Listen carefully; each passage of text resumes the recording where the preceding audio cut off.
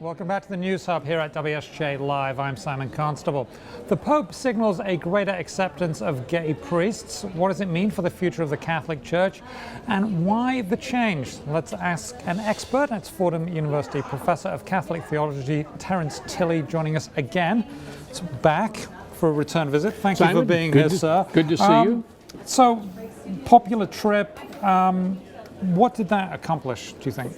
I think the trip accomplished a focus on the pastoral, on the focus on personal relationships, and a move away from making abstract principles central. Okay, and one of those abstract principles to many people was the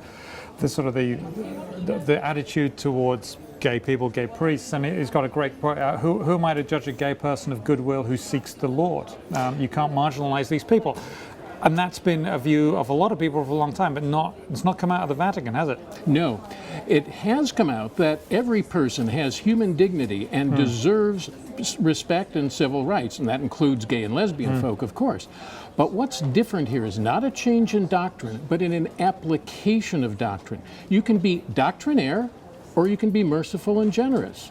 And what we're seeing is that as he's working with people rather than only with principles, he's becoming much more generous, much more pastoral, and the principles don't change, but how you apply them makes all the difference. And he does seem to be making a lot of friends, certainly on a sort of a congregational basis. A lot of people showed up for his last Mass.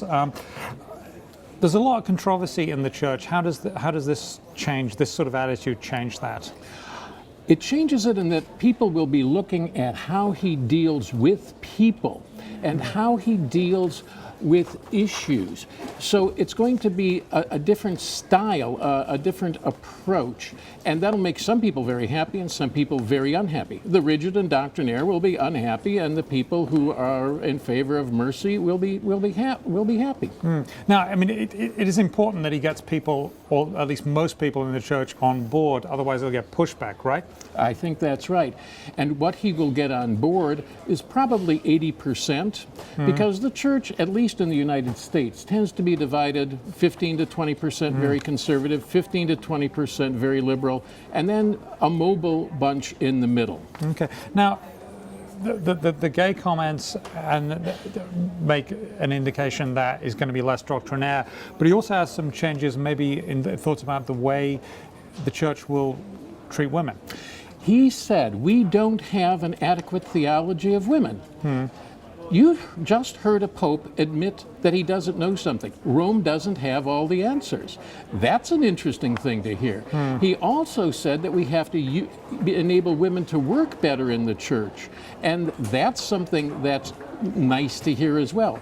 He also is willing to look at whether remarried people after divorce and remarriage can receive the sacraments and there's again. Been an absolute ban on that. There's been a ban on that. Yeah. And so on the principles, he's not changing, but on the practice he is. One of the things that people notice is that he's calling for dialogue between the rich and the poor, between the people who run the nation and the people who are oppressed.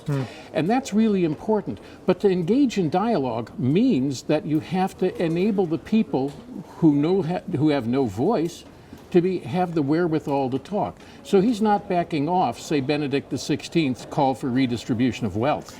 Now, one of the things we saw a few years ago was the Roman Catholic Church said that if you are a priest within the Church of England, the Episcopal Church, you could bring your wife and your congregation with your own liturgy and be within the Roman Church. Is this an extension of that, in that it's trying to get people back in the church and saying, look, we've got to be more inclusive rather than saying that no, no, and no? I think that's exactly right. We have to stop saying no, no, and no. He was also asked on the plane why he didn't talk about, abortion and those sorts of issues. He said the church's position on this is very clear. Why should I talk in negatives? I want to talk positively. So it's a positive attitude, and you think 80% of people are going to go along with this within the church? Do you think we're going to get more people just rush in? I think that's what we're going to have to wait and see. People will start moving in. Whether they will stay in, that's another question. Okay. Thank you very much. Always a pleasure. Terrence Tilley. Thank you, Simon.